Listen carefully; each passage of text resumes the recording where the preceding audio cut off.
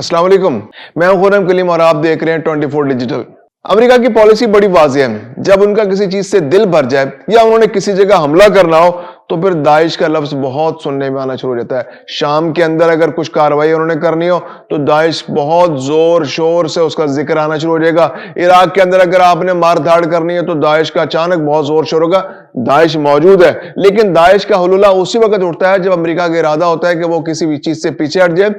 या उसमें उसने कोई कार्रवाई करनी हो या कोई फौजी कार्रवाई करनी हो तो वो फिर दाइश का नाम इस्तेमाल करते हुए वहां बहुत शिद्दत से इसका नाम इस्तेमाल करके कार्रवाई करती है। तो अब दाइश का नाम ईरान अमेरिका के अंदर दोबारा सुनाई दे रहा है। और ये सुनाई क्यों दे रहा है कि अमेरिका ने वेलकम एलाइज प्रोग्राम के तहत जो अफगान नेशनल्स को अपने मुल्क वापस बुलाया था, यानी कि अपने मुल्क में बुलाया था। तकरीबन 18,000 ऐसे अफगान नेशनल्स थे जो नेटो फोर्सेस के साथ मिलकर काम करते रहे थे, उनकी फैमिलीज भी अमेरिका आ गई थी। तो एक अंदाजे के मुताबिक तकरीबन 2 लाख अफराद अमेरिका आए थे अफगानिस्तान से। तो ये जो एलाइज वेलकम प्रोग्राम था, तो इस प्रोग्राम के तहत जो अफगान नेशनल्स आए, इनमें से अब इंटेलिजेंस एजेंसीज अमेरिका की ये कह रही हैं कि तकरीबन 2000 अफगान नेशनल्स ऐसे हैं, 2000 फौजी ऐसे हैं जो मुमकिना तौर पर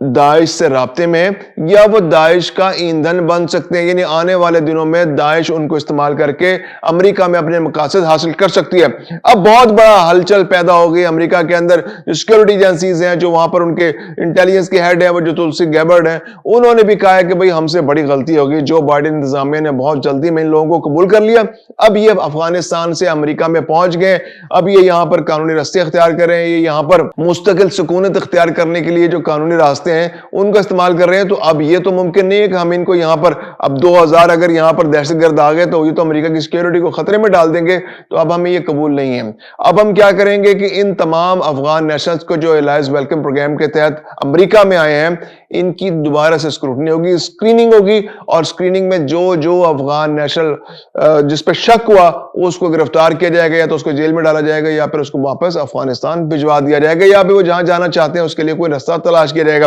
तो ये तो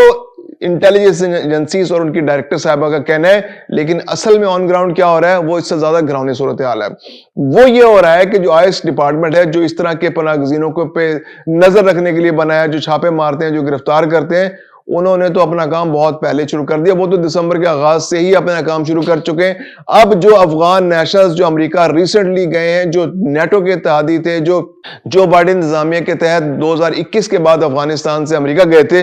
वो जहां जहां मौजूद हैं तो उन पे तो बहुत सख्त कर दी गया है जिंदगी का घेरा। अब वो जब भी आईएस वाले उनको पकड़ते हैं तो उनको गिरफ्तार कर लेते हैं। जहां उनका आमना सामना, कहीं वो सड़क पर निकलते हैं तो अगर ट्रैफिक पुलिस भी उनको रोक लेती है तो वो उनके गिर्द ऐसा केस बनता है कि उनको जेल जाए बगैर कोई चारा नहीं रहता। और ये लोग जब अपनी हाजिरी लगवाने के लिए, चूंकि इनके पास एक लीगल स्टेटस है, तो इन्हें कुछ अरसे बाद जाके बताना पड़ता है जी कि हम यहाँ पर मौजूद हैं, इस इलाके में मौजूद हैं, तो हमारी हाजिरी लगा दें। तो जब हाजिरी लगवाने भी इवन जाते हैं तो वहां पर उनको गिरफ्तार कर लिया जाता है। इसके अलावा जब वो कोर्ट ऑफ लॉ में अपने मुकदमात की पेशी के लिए जाते हैं, यानी कि वो अब अपना लीगल स्टेटस हासिल करना चाहते हैं या मुस्तकिल सुकूनत हासिल करने के लिए वो अपने प्रोसीजर्स को आगे बढ़ा रहे हैं, तो वो जब वहां पर भी जाते हैं तो वहां पर भी उनको गिरफ्तार कर लिया जाता है। तो ये बहुत रेगुलर प्रैक्टिस बन गई है, बहुत रेगुलर प्रैक्टिस बन गई है। वहां पर वो लोग, उन पर इल्जामात लग रहे हैं। अब 3 दिसंबर को भी एक बहुत अहम गिरफ्तारी हुई। एक ऐसा जो इत्तेहादी, जो नेटो का बहुत बड़ा इत्तेहादी था, एक ऐसा शख्स,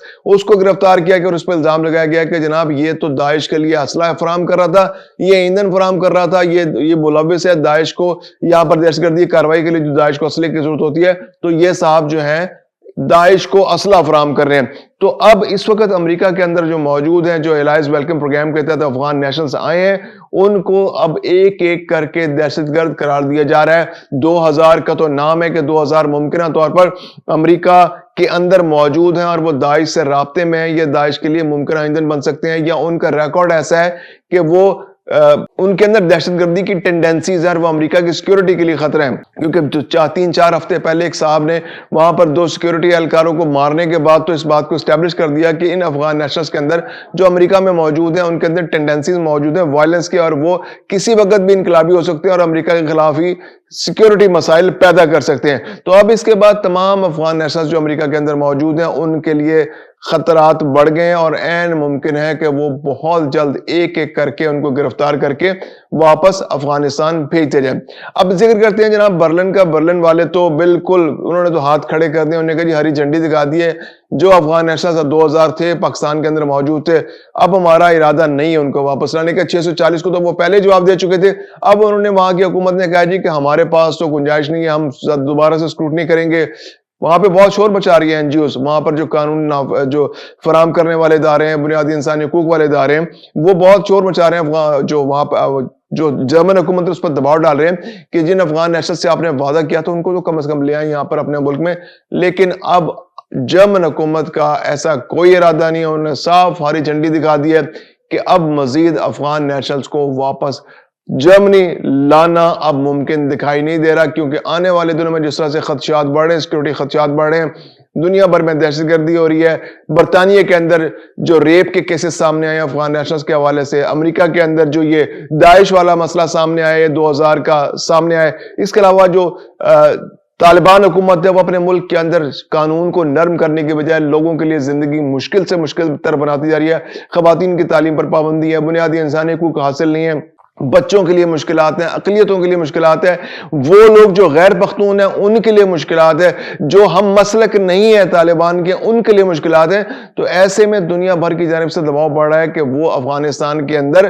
انسانی حقوق ہیں ان کی پامالی کی وجہ سے ان کے ساتھ نہ تو سفارتی تعلقات بنائیں گے، اور جو افغان نیشنلز آس پاس ادھر ادھر گھوم رہے ہیں ان کو بھی واپس ان کے ملک بھجوانے کی تیاری کی جا رہی ہے۔ گزشتہ روز بھی ایران کے اندر جو کانفرنس ہوئی اس کے اندر بھی پاکستان نے اس مسئلے کو بہت اجاگر کیا کہ افغانستان جو ہے خطے کے اندر